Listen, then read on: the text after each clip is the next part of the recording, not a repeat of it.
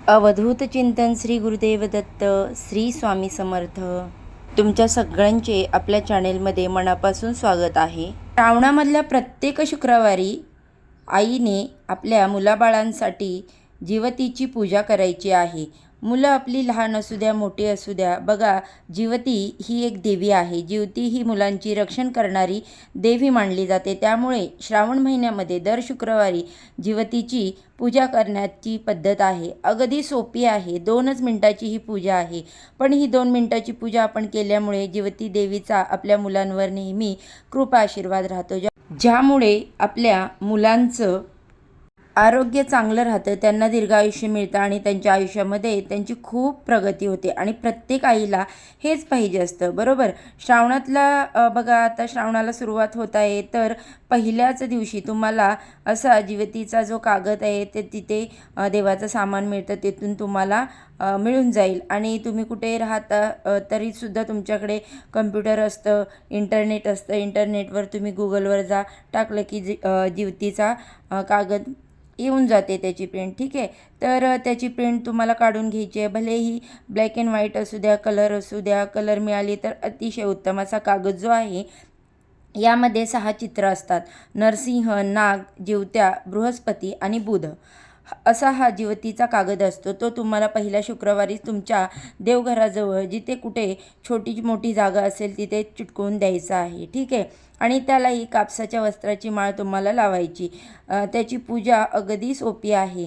कळालं तुम्हाला. जी जिवतीची पूजा आपल्याला करायची आहे आपल्या मुलांच्या संरक्षणासाठी, त्यांच्या उज्ज्वल भविष्यासाठी, जिवती देवीची आपल्याला श्रावणामध्ये पूजा करायची असते. अगदी लहान मुलं असतील, मोठी मुलं असतील तरीसुद्धा आपली ही पूजा आपल्याला करायची. आणि समजा ज्यांना मूलबाळ नाही त्यांनी मूलबाळ होण्यासाठी ही जिवतीची पूजा करायची असते.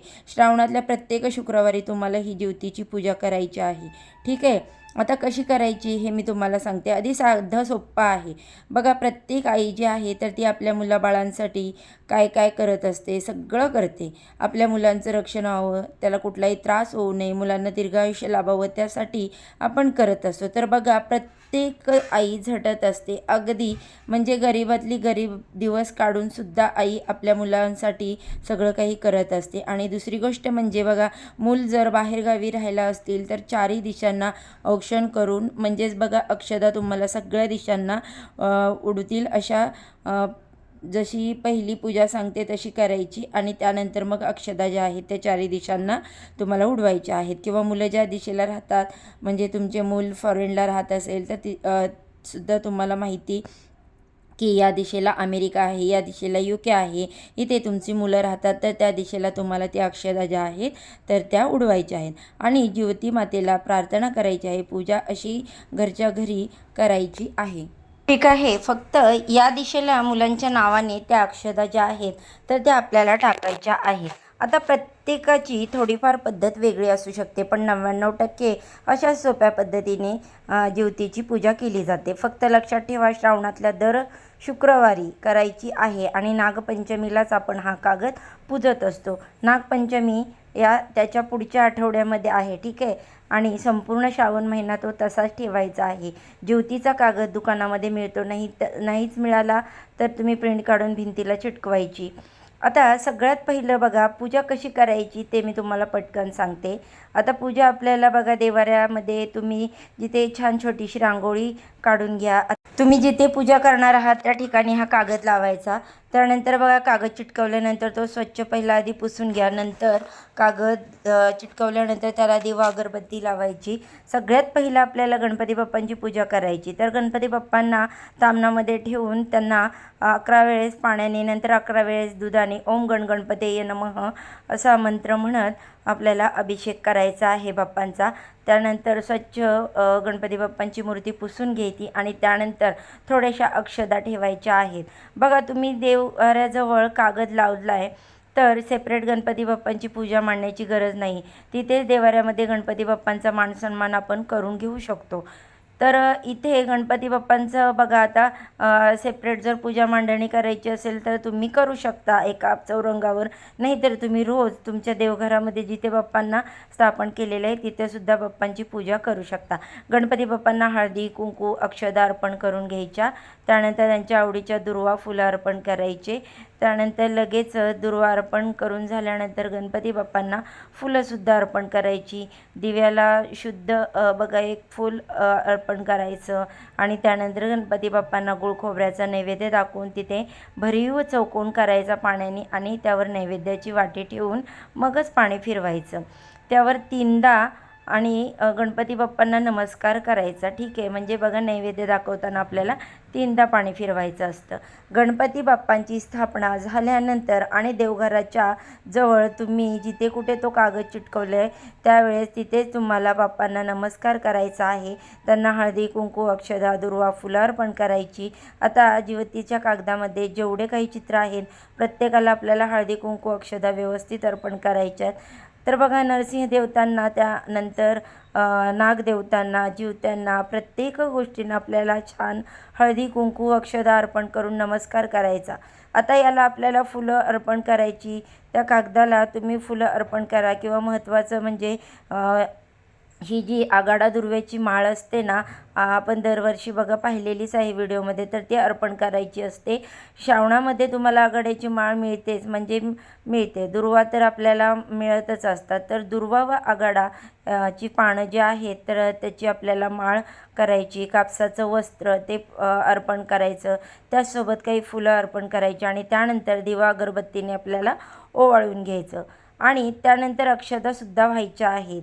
ही पूजा करताना तुमचे मूल बाहेरगावी असतील तर 4 दिशांना अक्षदा अर्पण करायच्या आणि नैवेद्यामध्ये फुटाणे, त्यानंतर गूळ आणि जे लाह्या असतात साळीच्या त्या आपल्याला किंवा मग ज्वारीच्या लाह्या घेतल्या तरी चालतात, त्या तुम्हाला नैवेद्य म्हणून ठेवायच्या आहेत. फुटाण्यांना आणि लाह्यांना खूप महत्त्व आहे. तर गूळ आणि फुटाणे लाह्या तर या पाण्याच्या खाली भरीव चौकोन करायचा त्याच्या आणि त्याच्यावर नैवेद्याची वाटी ठेवून त्याभोवती पाणी फिरवून नैवेद्य जो आहे तर तो अर्पण करायचा आणि श्लोक म्हणायचा आहे, हे जीवितिके देवी बालयुक्ती प्रमोदिनी रक्षा व्रते महाशक्ती पूर्ण कामे नमोस्तुते. आणि त्यानंतर आपण कुलदेवीची आणि माता लक्ष्मीची सुद्धा आरती म्हणू शकतो. आणि महत्त्वाचं म्हणजे तुम्हाला जीवती मातेची ओटी भरायची, तर ओटीमध्ये बघा इथे सगळं सामान मी तुम्हाला सांगते. खण घ्यायचा किंवा ब्लाऊज पीस, नारळ, शृंगाराचं साहित्य, हिरव्या बांगड्या, मंगळसूत्र, काजळ वगैरे सगळ्या गोष्टी जेवढ्या तुम्हाला मिळतील तेवढ्या घ्या. आणि जरी नाही मिळाल्या तरी तुम्ही फक्त खणा नारळाने ओटी भरली तरीसुद्धा चालेल. या ओटीला तुम्हाला हळदी कुंकू अक्षदा अर्पण करायच्या. ओटीला तुम्हाला फूल पण अर्पण करायचं. जीवती मातेला आपण ही ओटी अर्पण करतोय आणि नमस्कार करायचा. जीवती मातेला प्रार्थना करायची आहे की माझ्या यथाशक्तीने मी ओटी अर्पण केलेली आहे, तिचा तू स्वीकार कर. ही ओटी दर शुक्रवारी तुम्ही सामान तसंच ठेवा. दर शुक्रवारी हीच ओटी अर्पण करायची. ठीक आहे.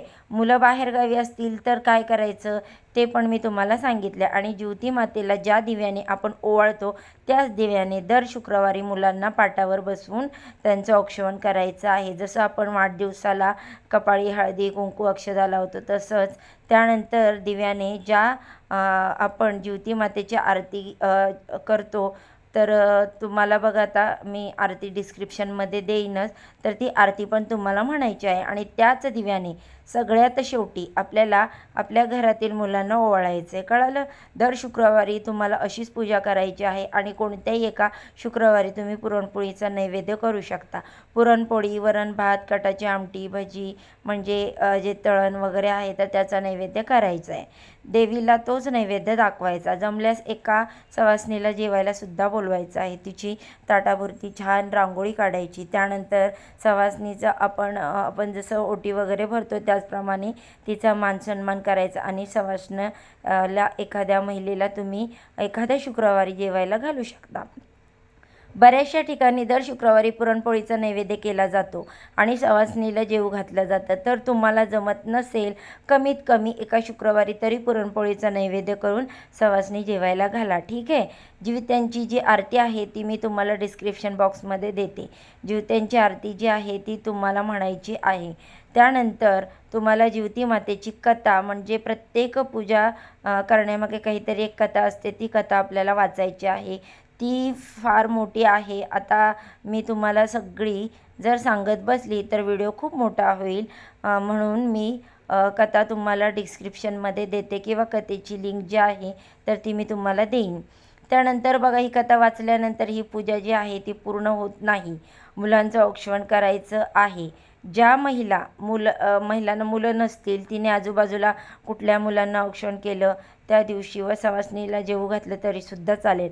आपल्याला मूल व्हावं या हेतूने मग ही आपल्याला पूजा करायची आहे. तर बघा, अशा अगदी साध्या सोप्या पद्धतीने आपल्याला मुलांच्या रक्षणासाठी, ज्याच्यासाठी आपण नेहमी झटत असतो, त्यासाठी ही जिवितेची पूजा दर शुक्रवारी श्रावणामध्ये करायचीच आहे. आणि बघा, अगदी सोपी आहे.